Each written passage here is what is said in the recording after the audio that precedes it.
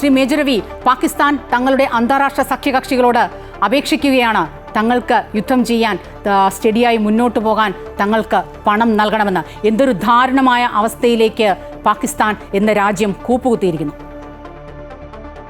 നമ്മൾ ആദ്യമേ പറഞ്ഞല്ലോ, നിങ്ങൾ 22-ാം തീയതി ഞങ്ങളെ വന്ന് നിങ്ങൾക്ക് തോന്നിയത് നിങ്ങൾ ചെയ്തിട്ട് പോയി. അത് കഴിഞ്ഞ് ഞങ്ങൾ പ്രിപ്പയർ ആവുന്ന സമയത്തെങ്കിലും നിങ്ങൾക്ക് മനസ്സിലാക്കാം എന്തുകൊണ്ട് ഇന്ത്യ സൈലന്റ് ആയിട്ടിരിക്കുന്നു. ഒരു അക്രമത്തിന് മുന്നേ നിങ്ങളെപ്പോലെ അന്തമില്ലാതെ നമ്മൾ ആക്രമിക്കാനില്ല. നമ്മളെല്ലാം പ്രിപ്പയർ ആയിട്ട് ജനങ്ങളെല്ലാം സുരക്ഷിതരാക്കിയിട്ടാണ് നമ്മുടെ ഗവൺമെന്റ്, മോദിജിയും അമിത്ഷായും ഗവൺമെന്റ് തീരുമാനിച്ചിട്ടുള്ളതെന്ന് പറഞ്ഞു കഴിഞ്ഞാൽ വളരെ ടാക്ടിക്കലി എല്ലാ പഴുതുകളും അടച്ചുകൊണ്ടാണ് നമ്മളിപ്പോൾ മുന്നോട്ട് പോയിരിക്കുന്നത്. ഇത് അന്ന് അവരോട് പറഞ്ഞതാണ്. നമ്മൾ അവരെ ഇതെല്ലാം ഓർമ്മിപ്പിച്ചു. നിങ്ങളുടെ ഫൈനാൻഷ്യൽ സ്റ്റാറ്റസ് മോശമാണ്, നിങ്ങൾക്ക് ബലൂചിസ്ഥാൻ സൈഡിൽ നിന്ന് കിട്ടുന്ന ഒരു എതിർപ്പെന്ന് പറയുന്നത് അതും മോശമാണ്, ഇതെല്ലാമായിട്ടും. പക്ഷെ നിങ്ങൾ തന്നതിനുള്ള ഞങ്ങൾ തിരിച്ചു തരും. അത് കഴിഞ്ഞിട്ട് പിന്നീട് നിങ്ങൾ ഇളകരുത്. ഇതായിരുന്നു 14 ദിവസം കഴിഞ്ഞ് 7-ാം തീയതി നമ്മൾ ഈ ഓപ്പറേഷൻ സിന്ദൂറിൽ ലോഞ്ച് ചെയ്ത് കഴിഞ്ഞിട്ട് അത് കഴിയുമ്പോഴത്തേക്കും നിങ്ങൾ പൂഞ്ച് റജോറി സെക്ടറിൽ ഷെല്ലാക്രമണം തുടങ്ങി. ദാറ്റ് മീൻസ് ഞങ്ങൾ ആക്രമിക്കും എന്നുള്ളത് പ്രഥമ ദൃഷ്ട്യാ നിങ്ങളത് പറഞ്ഞു, ഓപ്പണായിട്ടും പറഞ്ഞു. ഓപ്പണായിട്ട് പറഞ്ഞിപ്പം ഇന്ന് നിങ്ങളുടെ ഒരു മിസൈൽ പോലും അവിടുന്ന് പൊങ്ങിയിട്ട് ഇന്ത്യയുടെ മണ്ണിൽ വീഴാൻ സാധിക്കുന്നില്ല. ഇനിയെങ്കിലും ഇവരൊന്ന് മനസ്സിലാക്കണം, ഇത് പഴയ ഇന്ത്യയല്ല. ഇത്രയും ലോകരാഷ്ട്രങ്ങൾക്ക് മുമ്പിൽ നമ്മുടെ പ്രധാനമന്ത്രിയെ ആദരിക്കുന്ന കാണുമ്പോൾ തന്നെ നിങ്ങൾ മനസ്സിലാക്കണം, ഇന്ത്യ ഈസ് പവർഫുൾ നൗ. ഒരു രാഷ്ട്രത്തിന്റെ തലവനെ മറ്റു രാജ്യങ്ങൾ ആദരിക്കുന്ന കാണുമ്പോൾ മനസ്സിലാക്കും അവര് നമ്മുടെ രാജ്യത്തിന് എന്താണ് റെസ്പെക്ട് തരുന്നത്. അമേരിക്കൻ പ്രസിഡന്റ് വരുന്ന സമയത്ത് ഏത് രാഷ്ട്രവും ആ ഒരു റെസ്പെക്ട് കൊടുക്കാറുണ്ട്. Because they are powerful. ആ പവർഫുൾനെസ് അമേരിക്കൻ പ്രസിഡന്റ് അടക്കം നമ്മുടെ പ്രധാനമന്ത്രിയെ സ്വീകരിക്കുന്നതും അല്ലെങ്കിൽ അവരോടുള്ള ആ ഒരു ഫ്രണ്ട്ഷിപ്പ് കാണുന്ന സമയത്ത് ഈ പാകിസ്ഥാൻ ഇത് മനസ്സിലാക്കണമാണ്. ആകെ 8 ബില്യൺ അവരുടെ ക്യാപിറ്റലും വെച്ച് പണവും വെച്ചിട്ട് നിങ്ങൾ ഇന്ത്യയായിട്ട് യുദ്ധം ചെയ്യണമെങ്കിൽ ചുരുങ്ങിയത് നിങ്ങൾക്ക് ഒരു 3 to 3.5 ബില്യൺ ഒരു ദിവസം ചിലവാകും. ഞാൻ അന്ന് പലപ്പോഴും പറയാറുണ്ട്, ഒരു യുദ്ധം വന്നു കഴിഞ്ഞാൽ financially will go back very badly.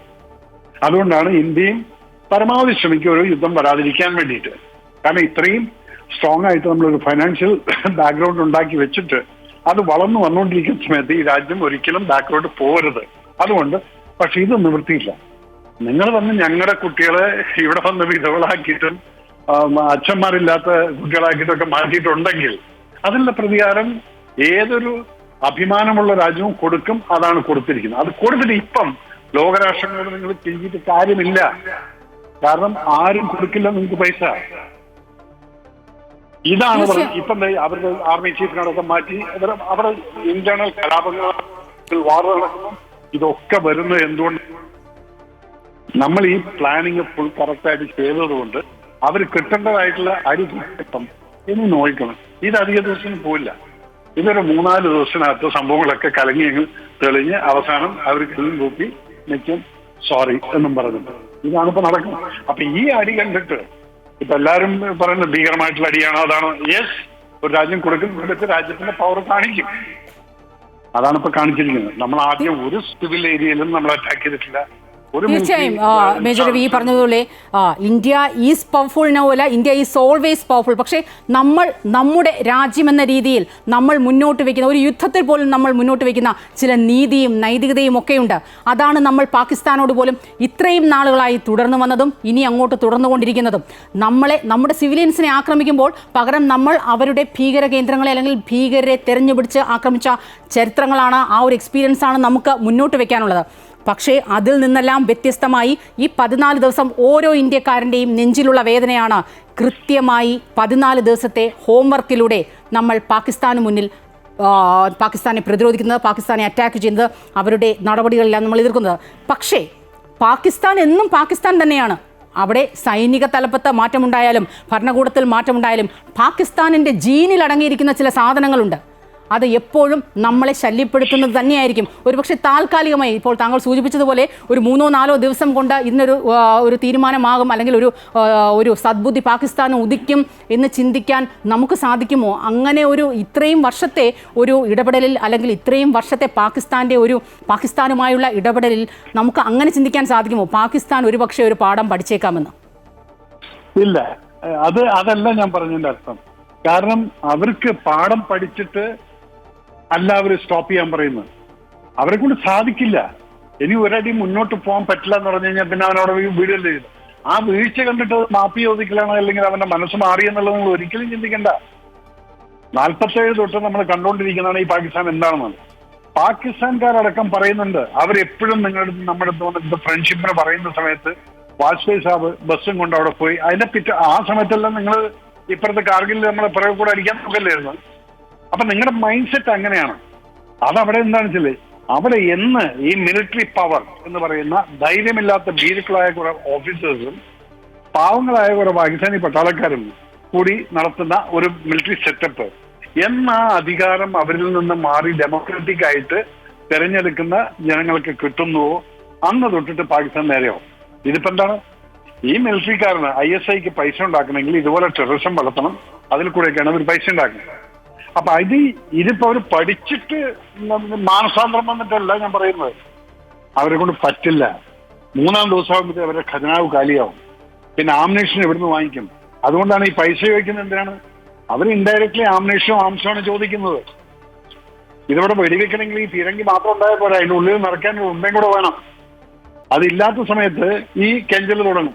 ഇല്ലെങ്കിലോ എന്നിട്ടും അവരടിക്കുന്നതിനെ നമ്മൾ എയറിലിട്ടുകൊണ്ട് ന്യൂട്രലൈസ് ചെയ്യണം. അല്ല, അതിന് നീ അടിച്ചു കഴിഞ്ഞാൽ ഞങ്ങൾ 10 അങ്ങ് തരും. അപ്പം ഒന്നുപോലും നീ അടിക്കരുത്, മിണ്ടാതിരുന്നാൽ നിനക്ക് കൊള്ളാം. ഇതാണ് ഈ വാണിങ് ഇന്ത്യ കൊടുക്കുന്നത്. പക്ഷെ അൺഫോർച്ചുനേറ്റ്ലി ഞാൻ വളരെയധികം സങ്കടത്തിലിരിക്കുന്ന ഇവിടെ ഇന്ത്യക്കകത്ത് കേരളത്തിന്റെ കാര്യം പറയുന്നു. 2-3 ആളുകളുടെ ചില പോസ്റ്ററുകളും കാര്യങ്ങളൊക്കെ കാണുന്ന സമയത്ത് എന്താണ് ഒരു രാജ്യത്ത് ഇതുപോലുള്ള നികൃഷ്ടജീവികൾ എങ്ങനെയാണ് അവർ നമ്മുടെ രാജ്യത്തിന് എഗൻസ്റ്റ് ആയിട്ട് ഇതുപോലെ യുദ്ധത്തിൽ ഓരോ കുട്ടികളടക്കം നമ്മൾ ഒരുമിച്ച് നിന്നുകൊണ്ട് നമ്മുടെ ഇന്ത്യ എന്ന് പറയുന്ന സമയത്ത് ആ ഇന്ത്യയെ തരം താത്തി കാണിക്കാൻ വേണ്ടി നടക്കുന്ന ഒരു ജേർണലിസ്റ്റ് അവളുടെ പണി നില കിട്ടിയിട്ടുണ്ട്. 2-3 ഇൻഡിവിജ്വൽ വ്യക്തികൾ ഒരു സിനിമാ നടിയാണെന്നും പറഞ്ഞുകൊണ്ട് ഒരു പോസ്റ്റ് ഇട്ടിരിക്കുന്നു. ഇതൊക്കെ കാണുന്ന സമയത്ത് നമുക്ക് നമ്മുടെ രാജ്യത്തിന് ഇനിയും വളരാനുണ്ട്. ഇപ്പുറത്ത് നിന്നുകൊണ്ട് നമ്മൾ അപ്പുറത്ത് പോയിട്ട് നമ്മൾ കാണിക്കുന്ന നമ്മുടെ അഭിമാനം തിരിച്ചെടുക്കാൻ നമുക്ക് നഷ്ടപ്പെട്ടിട്ടുള്ള ആ ആത്മാക്കളോടും മറുപടി പറയണം, അവരുടെ ബന്ധുക്കളോടും മറുപടി പറയണം. അതാണ് നമ്മളിപ്പോ കാണിച്ചത് 7-ാം തീയതി. അതോടുകൂടിയിട്ട് അതങ്ങ് അവസാനിപ്പിക്കാമായിരുന്നു. നിങ്ങൾ ഈ മിലിറ്റൻസി വളർത്തുന്നില്ല. പാകിസ്ഥാൻ പറയുന്നുണ്ടല്ലോ ഞങ്ങൾ ടെററിസം വളർത്തുന്നില്ല. അങ്ങനെയാണെങ്കിൽ നിങ്ങൾ എന്തിനാ ഇന്നലെ മരിച്ചിട്ടുള്ള മൗലാന മസൂദിന്റെ റിലേറ്റീവ്സിന്റെ ഫ്യൂണറലിന് പട്ടാളക്കാരെ അടക്കം നിർത്തിയിട്ടാണ് അവർക്ക് നാഷണൽ ഫ്ലാഗും പുറപ്പിച്ചുകൊണ്ട് ഇവരുടെ ക്രിമേഷൻ നടത്തിയിരിക്കുന്നത്, ഇവരെ അടക്കം ചെയ്തിരിക്കുന്നു. അപ്പൊ നിങ്ങളൊരു സൈഡിൽ ടെററിസം വളർത്തുക, മറ്റേ സൈഡിൽ പറയാം ഞങ്ങളിതിനൊപ്പം ഉണ്ടാവില്ല.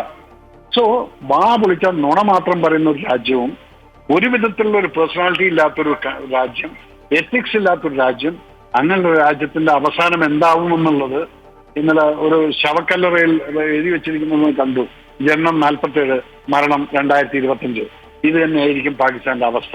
ഇനിയും അവർ അവരെ മനസ്സിലാക്കാതെ മുന്നോട്ട് ഇതുപോലെ നമ്മളെ ശല്യം ചെയ്യാൻ വരികയാണെങ്കിൽ ഭീകരമായ പ്രത്യാഘാതമായിരിക്കും എന്നുള്ളത് ഒരു സംശയമില്ല. അവരിപ്പോ ലോകരാഷ്ട്രങ്ങൾ ചോദിക്കും, പക്ഷെ നോബഡി വിൽ ഗേവ്. ഒരു ഇറാനും ഒരു ടർക്കിയും ചൈന പോലും 10 പ്രാവശ്യം ചിന്തിക്കും ഒരു സാധനം കൊണ്ട് കൊടുക്കുന്നതിന് മുന്നേ. കാരണം ചൈനയുടെ നിലത്തൊരു സ്റ്റേറ്റ്മെന്റ് നിങ്ങൾ നോക്കിയോ, ശ്രദ്ധിക്കണം, ഞങ്ങൾ നിങ്ങളുടെ കൂടെയാണ് പാകിസ്ഥാന്, പക്ഷെ ഞങ്ങൾ ടെററിസത്തിന് അഗൻസ്റ്റ് ആണ്. അവർ നാളെ സഹായിക്കില്ല. അവർ നിങ്ങളുടെ ടെററിസം എന്നുള്ളത് നിങ്ങൾ പ്രൂവ് ചെയ്ത് കഴിഞ്ഞു. സോ ചൈനയ്ക്കും അവരുടെ ഫേസ് സേവ് ചെയ്യേണ്ട ആവശ്യമുണ്ട്. അപ്പൊ അങ്ങനെയൊക്കെയുള്ള സിറ്റുവേഷനിൽ പാകിസ്ഥാന് ഒരിക്കലും പിടിച്ചു നിൽക്കാൻ പറ്റുന്നില്ല എനിക്ക് തോന്നുന്നില്ല.